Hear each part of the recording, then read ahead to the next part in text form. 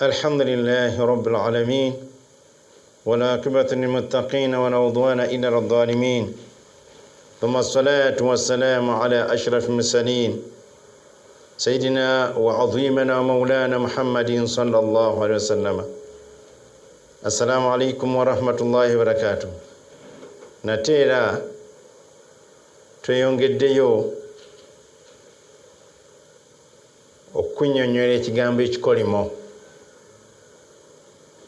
Olw'ensonga abantu bangi babonamula mu nsi muno oluusi olwa butamanya nga tumanyi nti bw'okola kino kivaamu kino. Ekikolimo kintu kibi nnyo kuba wetwogedde aya nnyingi nnyo, nakuwaddeko aya ntono. Olaba waliwo aya egamba nti inna alladhina yu'dhuna almu'minina walmu'minati bighayri maktasabu fakad ihtamala buhtanan wa ithman mubina. Surati Ahzab.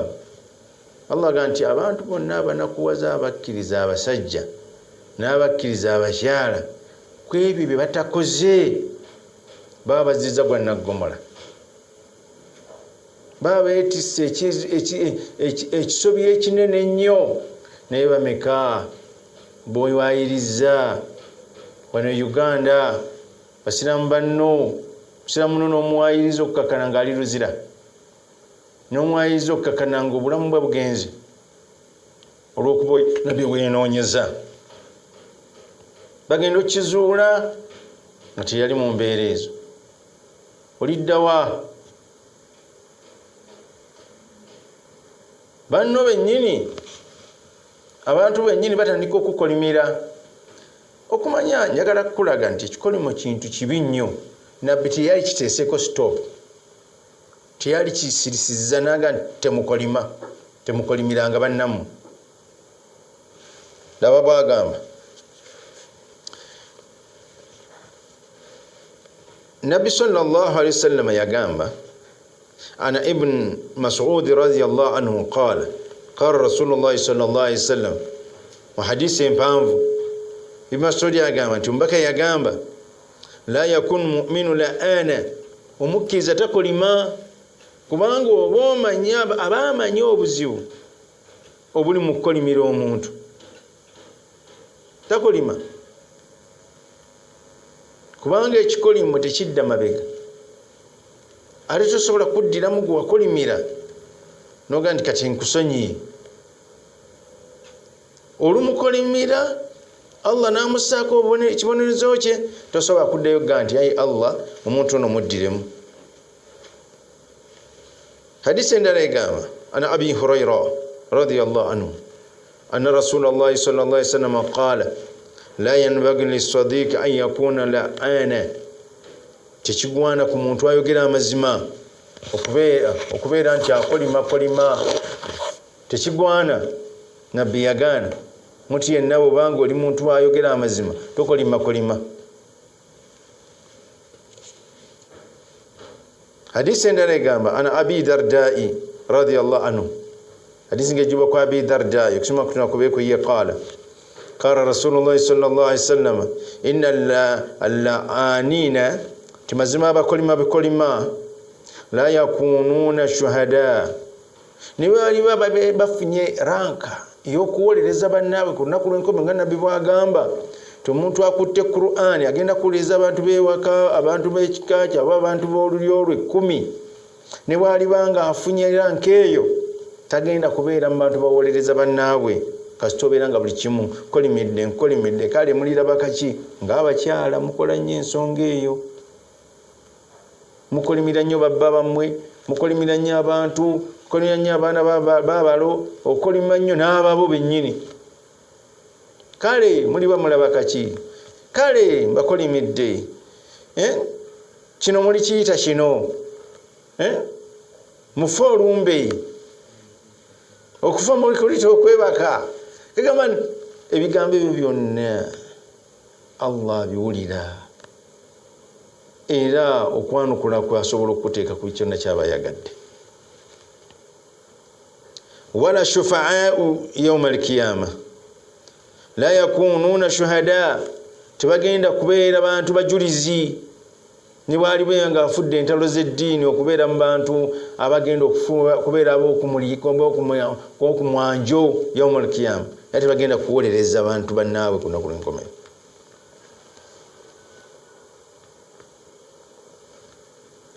Era nga bwe twategedde hadisi eri ey'omuwala n'okukolimira obukolimiza ekintu ekitali muntu, obusiraamu bwakigaana. Lumu omusajja yali ku mulembe gwa nabbi sallallahu alaihi wasallama ng'ali kumpi n'ennabbi, alina enkutu ye agyesibye, empewo n'ejja kikuŋŋunta n'efuwa empewo ye n'efuwa enkutu ye n'agiyita yarrihu ridai, enkutu yange. Empewo teyalekayo n'efuwa enkutu n'emuvaako n'agamba la'anatullahi alaika, kikomo kya Katonda kibeere ku mpewo gwe. Nabbi we yali yagamba la tal'anaha, tokolimira mpewo eyo, togikolimira liannaha musakhara muammara. Empewo eyo erina byetwala, eragiddwa bulagirwa. Naga nti omuntu yenna akolimira ekintu nga tekiri kituufu kukolimirwa, ekikolimo kidda gyali. Nosonga ekikolimo obusiraamu bwakyogera nnyo. Wana Ibn Abbas radiyallahu anhuma anna rajulan naza'atuhu rihun ridauhu, omusajja empewo yagenda nekolaki netawanye enkutu ye ala ahadi rasulillah ku mulembe gw'omubaka Muhammad sallallahu alaihi wasallam, fala anaha najikolimira. Fakar rasulillah sallallahu alaihi wasallam, mbaka nagamba la tal'anaha, togikolimira, fa innaha muammara musakhara, ekubiragiro ina byetwala. Fa innahu man la'ana shay'an, omuntu yenna akolimira ekintu laysa lahu bi ahli, ng'ekintu ekyo si kye kiteekeddwa okukolimirwa, okikolimira mu bukyamu, raja'at alayhi, ekikolimo kidda gy'oli. Kyetuvulamu ki? Anna kathiratul la'na, kyokutiiza okukolima, laysat min sifati mu'minina swadikin, si kitendo ky'abakkiriza aboogezi mazima. N'okuba nti ekikolimo kibi nnyo, nabbi yakiteekako ekikomera, tomala gakola ki? Gakolimira. Naye daba gwe bakolimira. Omuntu oba omwagalidde omukazi oyagala kukolera ki? Omuntu bw'oba otemye amatooke ge n'ogenda n'ogatunda ekiro, oyagala kukolera ki? Muno wamuwayiriza ne bamusiba mu kkomera, oyagala kukolera ki? Ayi Mukama Katonda si mulyaza amaanyi. Olwokuba nti ebigambo bya Mungu biyita mu oda, gwe toyinza kumanya nti bakolimira, naye bwe tunaakulaga obubonero ne weezuula nti bwakolimira oliraba. Wabula tuteekedde n'okukuwa kiki ky'olina okukola essaawa zino bwe bakolimira, ekisobola okukwewulako ekikolimo. Ekikolimo tekirina kuwona, naye bw'obanga okoze emirimu emirungi gye tugenda okukubuulira, ekikolimo ekyo kiwewuka ne kibeera ku mubiri gwo ng'enswera. Omuntu ayinza okuva ekamosha ng'atambula naye ng'enswera nga 6 zimuliko naye nga taziwulira, naye nga tezimukitoowerera. Owulira ssebo? Naye bw'oba tokoze ebyo kikuzitoowerera ne kisinga olusozi, nga buli muntu yenna gw'olagako osobola ogenda okukola nga bakuwandiise. Boosi najjalaga nti gwe wanonya ekiwano, andi bampandise asikaali gyawafulumye ono taddanga wana nfaananidde bubi, nga kikolimo kye kikutawaanya.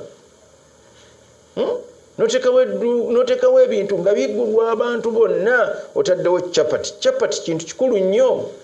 Bw'otekawo capati, bano bonna bataddewo capati, naye ng'ezizo ze zidiba. Ne bw'ozitwala eka nga n'omukazi tayagala kuzirya, n'ogenda bayise ku kizindaala abantu bagala okukola, n'ogenda ne babala bakoma ku ggwe. Kyetukutegeeza olwoba otandise okubonaabona nga Allah yakugoba mu kusaasira n'embirungi, naye nga kikuviirako okukolimira kiki? kubuuka nsalo za Mungu jalla wa ala. Mata takuna minal muttaqin, onobaddim batya Katonda. Mata takuna minas sabirin, onobaddim bagumiikiriza. Onobeera ddi basaala. Nze waliwo emmoto gye nateekawo eri abamanyi. Nabaga nti abantu abagagga, wuliza akantu kano, abagagga n'abaasoma bajeregangana naye gwe babajereze taddamu kye bamujereze. Omugagga asobola okugamba mugagga munne nga amulabye mu Noowa ng'amugamba naawe okyavuga akayumba k'obumyu, akayumba bakalundiramu bumyu. Era watusabudde enkyajja na tractor zino ezisinda enguudo gyagulana nga ntomanyiranga. Enkyajja na motoka esinga eyamuna nga nti nabadde nkavuga mu buvuzi naye nga bwamanyidde n'engula endala. Omuyivu ajerega muyivu munne n'amugamba ekyo okikola nga ataasoma. Omuntu eyasoma akola ekyo, Allah taddamu kukikola. Naawe omutya Katonda. Ekikusaada dhuhuri, asubuhi, dhuhuri, asri, magharibi neisha ngira aba bulijjo kiki. Kabuli ya subuhi ekulema beera mugagga. Waliwo abasaala ezo keswala sala kabuli ya subuhi osale subuhi osale duha eraka 12 ochaba osale swala ya wuzu ove ku ddaala erya wansi osibe ennaku enjeru okola emirimu emirungi mu Qur'ani y'ekitiibwa. Allah bannabbi be baasabanga kitono ne bafuna bingi. Oyinza okundaga mu Qur'ani edduwa eweza page 2 teriyo. Lwaki? Kanu yusari'una fil khairati, bali bangu okugenderera ebirungi. Ne bakolimidde toyina na kikutaasa. Chaba point endala mu hadisi zilizo tulikusoma, innahu la yajuzu la'anu dawab, tekikirizibwa kukolimira bisolo. Ebisolo mutwalire mmotoka, mutwalire pikipiki, toyogerera pikipiki yo bibi. Enjoge ekigambo kino olw'okuba ndi musomesa n'ogamba pikipiki olw'okuba ekkubi nteringa amazi. Ekigambo ekyo kikola Allah n'agisiiga empitambiera eterabwako. Ogamba maama ogenda nga nsaagala wamba jamu ntwale nga balaba mazzi. Maama ogenda ntesaagala nga pikipiki gwe kennyini gwe wagikolimira. N'otandika okubonaabona paka lw'onoogitunda naye agikuze naye n'agula ebizibu byo. Fenga abalunda ku bisolo, kisolo nikikutawanya ng'embuzi nogiddeno nogana omuzimu gw'embuzi guno. Embuzi nebeera dda muzimu. Omwana n'akusumbwa noga nti wekana gwe lwaki tofa. Nkye nikafa kikolimo kikakudde. Bwe kaba tekafudde kennyini nikafa omutima kakola byabanne waako ebibi. Kale no tekikwanagana kukolima. Innahu la yajuzu la'nu rih, olaba nabbi yagaana kukolimira mpewo wagairiha n'ebirala ebifaanana empewo oba muliro. Min musakharati llah, mwebyo Allah byatuma fi hadha alkawni, ku mwaliro gw'ensi eno. Anna al-la'n amrun khatir, ensonga endala nti ekikolimo nsonga nnene yakabenje.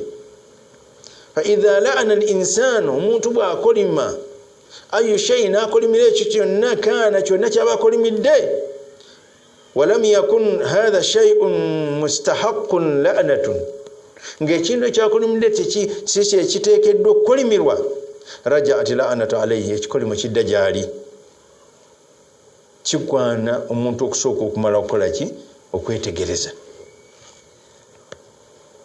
Okumala okwetegereza n'olyoka okolimira abantu olukolima lwonna lwoba osazeewo okukolima.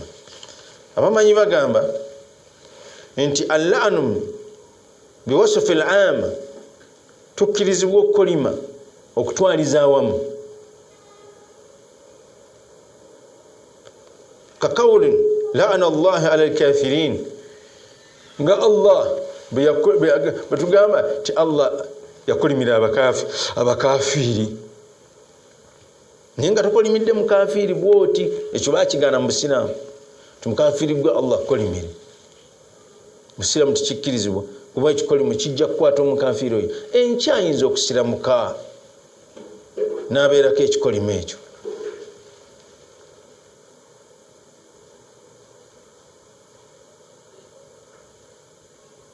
Ekyokubiri, al-la'nu biwasfi al-khassa minhu kakawli la'ana Allahu ala al-yahudi wan-nasara wal-majus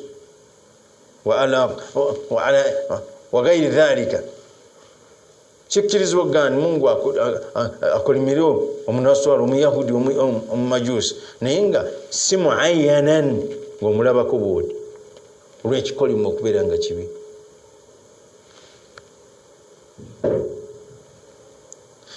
اللعن لشخص معين فهذا فيه خطر. okukolimira omuntu alabwako ng'omulabako bwoti n'omukolimira kirimu kyakabenje nnyo. Era Obusiraamu bwagaana, wabula bwakkiriza nti la'ana Allahu as-sariqu yasruku al-bayda fatuqta yadahu, yakolimira omubbi atali maarufa nti omaze omulaba bwoti n'ogamba nti la'natullahi alayka. Ekyo ate bakigaana kuba kyabulabe. Naye okukimanya nti Allah kakati essaawa zino n'okubba kyennyini kikonkono, kuba Allah ezo ennyumba ze yazimba edda. Nabbi Allah yakyogera mu Qur'ani, as-sariqun was-sariqatun faqta'u aydiyahuma, omubbi omusajja n'omubbi omukazi batemeko emikono. Nabbi n'agamba nti la'ana Allahu sariq, Allah yakolimira omubbi, kaabe nga abbye mugwa, kaabe nga abbye eggi, mukono kutulweko, naye baamukolimira. Kakati ekigambo ekyo Obusiraamu bukugaana okulaba ng'omuntu abbi n'ogamba nti Mungu akukolimire ng'omulabako bwoti. Obusiraamu bwakigaana olw'ensonga nti kyabulabe. Omuntu oyo ajja kutuuka ekiseera nga takyabba naye ng'ekikolimo kimuliko. Kati mulekere Allah, kubanga okubba kwennyini kikolimo, baamukolimira dda, kadde kakumuteekako ekirala ekikyo. Obusiraamu bwe butulagira, ngezaako okukulaga amaanyi agali mu kikolimo. Weewale ebintu ebikukolimiza, oleme kubeera mu mbeera ya kunakuwala. Naam, era Obusiraamu bulina bwe bulamula okukolimira omuntu omwononefu ng'omulabako. Kyovudde olaba nga Imaamu Ibn Abi Ghazali agamba kullu shakhs thabatat la'natun shari'an, buli muntu ekikolimo kimusobola okumutuukako mu mateeka. Fatajuzu la'natu kigwana okumukolimira bwoti kakawuli kanga bwinza okugamba Firauna, nga bw'oyogedde ekigambo nti Firauna, olw'okuba nti ye yagenda okukomekerezanga mukafiri ng'ate n'obukafiri bwasaasaana n'obwononefu bwe okkiriza omukolimira, kubanga yategeerekeka nti ye ne bw'oba tokolimye, ne bw'oba okolimire ye yaggwa dda. N'ogamba otya? N'ogamba nti Firauna la'natullahi alayhi wa Abu Jahali la'natullahi alayhi, li'annahu lw'okubanga kad thabatat anna haula'i matu ala al-kufri, kyamala dda okunywera nti abantu abo baafiira ku bukafiri. Wa urifa dhalika shari'an, amateeka ne gategeera ensonga eyo. Wa amma shakhsu muayyana, naye omuntu alabwako, fala fi zamanina, mu biseera byaffe bino, kakawulu Zaid nga bwoyinza ogandi Zaid oba Abdul Nur amanya gange noga la'anahu Allah Mungu amukolimire tekikkirizibwa kubanga akyali mulamu toyinza kumanya enkya yenenya nadda mu mbeera ennungi kyokka nga tekikolimu tekyakola ki tekikyamuvaako siambo kigana. Ekirala yajuzu la'nu fasikun muayyana ma karahiyya kisoboka okukolimira omuntu omwononefu ng'omulabako olw'obuyitirivu bw'okukola obwononefu obungi ng'ataddemu n'okujooga. Bantu bangi muntu ayinza okugamba oba kakibe ki kabe Katonda kabe lubaale nja kukikola era n'akikola. N'olabira ddala omusajja asigudde omwana wo ogezezzaako okumuwaabira tebikoze ate bwakumanyiira ogenda okulaba nga mu butuufu obwononefu bwe bususi musindikire sikaadi nti Allah omusajja oyo munakuwaze ekikolimo kya Allah kikubeereko. Kyaliko ku mulembe gw'omubaka Muhammadin sallallahu alaihi wasallama omusajja nabbi nga kyajja atumibwe nabbi okutumibwa kwe kwamuzanga amaze okuzaala abaana abamu yali amaze okuzaala ng'abaana baabamu bakuze bwe yazaala muvubuka yawasa wa myaka 25 naye bw'amala okutumibwa mutabani wa Abu Lahab oba Abu Jahali abamanyi mujja kunsonyiwa mwamu kitabe bw'amala omugamba nti hal hadha jama'atana ekyo kyotukuŋŋaanyiriza otugamba tuti Katonda omu tuleke bakatonda baffe abangi tabaraka ya Muhammad gwezigirira Allah alisobola okuleeta etteeka tabbati yada Abi Lahab wa tab. Mutabani w'omusajja oyo yali yawasa ku bawala ba Nabbi Muhammadin sallallahu alaihi wasallama. Musajja n'agamba kulaga obwononefu obukolimiza omuntu. Omusajja n'agamba Nabbi n'amugamba okumanya nkunyigidde ekisajja gwe ng'ali ku Nabbi gw'amanyiira ne muwala we omukuddiza muwase. Nabbi n'agamba nti Allahumma sallitu alayhi kalban min kilabika edwa neninya namugamba ayi Allah omusajja omusindikira embwa mu mbwazo.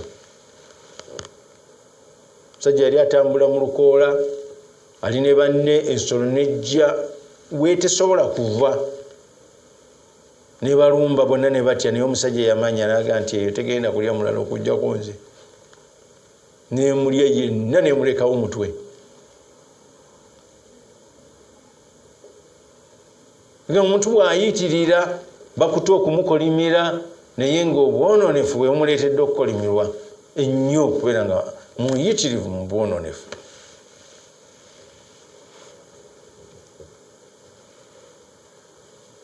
Naye omuntu oyo bw'aba anaateekebwako haddi ng'obwononefu bwe obusiraamu bumukutte bamubonereze era obusiraamu tebukukkiriza mumukolimira. Tunuulira kino nti waliwo omusajja hadisi ng'egiba ku Bukhari baleeta omusajja ng'abaali bamutuuma n'ekigambo kalogoye ng'ekigambo ekyo kisesa nnyo Nabbi Muhammadin sallallahu alaihi wasallam. Omusajja oyo yali atamidde era nga Nabbi sallallahu alaihi wasallam kad jaladahu fi sharabi yamukubako ku miggo ekinaana mu kunywa omwenge. Fa utiya bihi yawman olunaku lula era ne bamuleeta ne bamukomyawo. Fa amara bihi fajulida era n'alagira ne baddamu ne bamukuba emiggo. Fakara rajulu omusajja n'agamba min qawmi mu bantu abaalina ennabbi awo Allahumma la'nahu ay Allah mukolimire ma akthara ma yu'ta bihi nga tabonerera Mungu omusajja oyo bamukolimire Allah buli kaseera bamuleeta ne bamukuba. Fakara Nabi sallallahu alaihi wasallam Nabbi n'agamba la tal'anuhu tomukolimira fa wallahi ndayira Allah ma alimtum nze nkimanyi innahu yuhibbu Allah wa rasuluhu ayagala Allah n'omubaka we kiva tumukuba baddayo n'agumya era n'akkiriza n'akubwa obusiraamu beerenga bumulamula. Muntu bwabanga analamulwa takolimirwa. Wabula nga bwe tuli mu nsi ng'abantu beetwala nga bwe balaba. Abantu kye baba bakolima. Kakati ensi gy'olimu teramuza amateeka ga Busiraamu. Okoze banne ebibi bakolere ki? Balina kukolimira gandi Allah gy'ali ajja kukunkwatirako kisajja gwe. Oyiridde omwana wa munne amazzi nga kitwala ba ku TV ennaku ezo. Kazi yayiira omwana bayombagana ne yeeteesa n'agula amafuta. Kaana kaali kanoonya kapiira kaako n'akayiira amafuta n'akakoleza omuliro.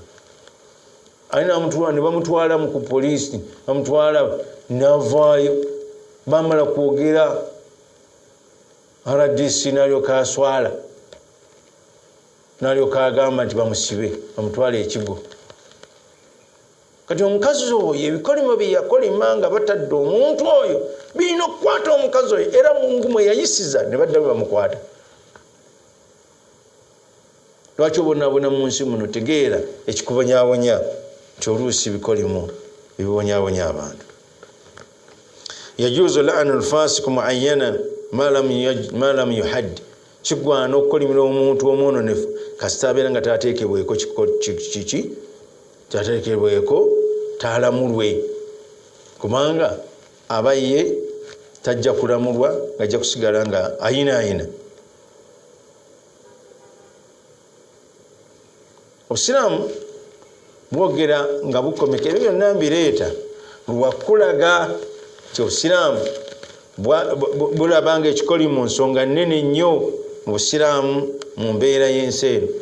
Kati tetwagala kubeera nti abantu tubeera mu bwerembi, tubeera mu mbeera embi. Baliwo abakolimirwa, njagala tutundeko wano katono ku bantu abakolimirwa. La'ana Allahu al-Yahudi, Allah yakolimira Abayahudi. Ekyabakolimiza kingi nnyo. Olw'okuba nti abantu abo babakolimira kyava Allah agamba, wuliriza gw'otankula Mungu. Yagamba la yattakhidhu al-mu'minuna al-kafirina awliya min duni mu'minina wa man yafalu dhalika falaysa min Allahi fi shay illa an tattaqu minhu tuqata wa yuhadhdhirukum Allahu nafsahu wa ila Allahi al-masir aw kama qala azza wa jalla. Olw'okuba nti abantu abo tebalimu kalungi, Allah yabatugaana n'agamba togeza la yattakhidhu al-mu'minuna al-kafirina. Tagezangako omukkiriza n'ateekawo omuntu atatya Allah, eyawakanya Allah, awliya, okubeera nga ye mukwano gwo gwasobola n'okuteresa ekiraamu. Min duni mu'minina, nga bakkiriza obalabawo. Waman yafalu dhalika, alikola ekyo falaysa min Allahi fi shay. Qur'ani yeyogera Allah batoyina kyomubanja wadde obuswala wadde obusiibo byonna biyingidde mu kukolimira. Illa an tattaku minhu tuqata, okujjawo ng'otidde nti bayinza okuyisa obubi bw'onoobaboola.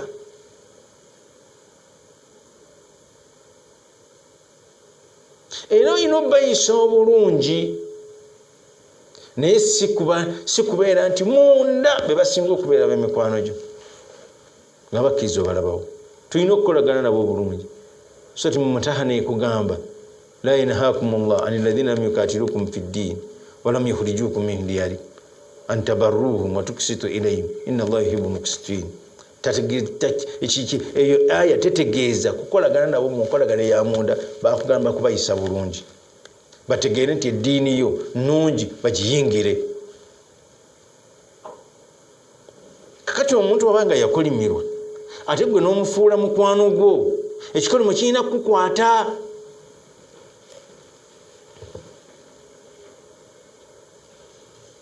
Era nabbi yakolimira abantu abafuula kalimbo ne bagifuula omuzikiti. Abazimba ku mizikiti bazimbamu kabuli munda, nakirabako Kenya. Era Allah n'akolimira abantu, yakolimira abantu bangi wano. Tundeko abamu. Mbaka Muhammadin sallallahu alaihi wasallam yakolimira man la'ana walidayhi, omuntu akolimira bakadde be la'ana Allah man awa muhditha, muntu azula ebintu mu ddiini. La'ana Allah yakolimira man gayyara manana al-ard, muntu akyusa ensalo z'ettaka. La'ana Allah akiru riba.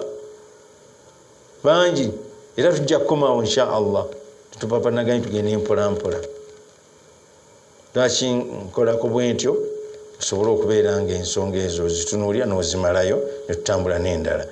Mpanjagira Allah w'ekitiibwa atuwa obulamu obulungi, atuwonye ebikolimo bye n'ebikolimo bya bannaffe. Saba Allah w'ekitiibwa atwagale, kuba Allah omuntu gw'ayagadde amulungamya mu kkubo eggolokofu.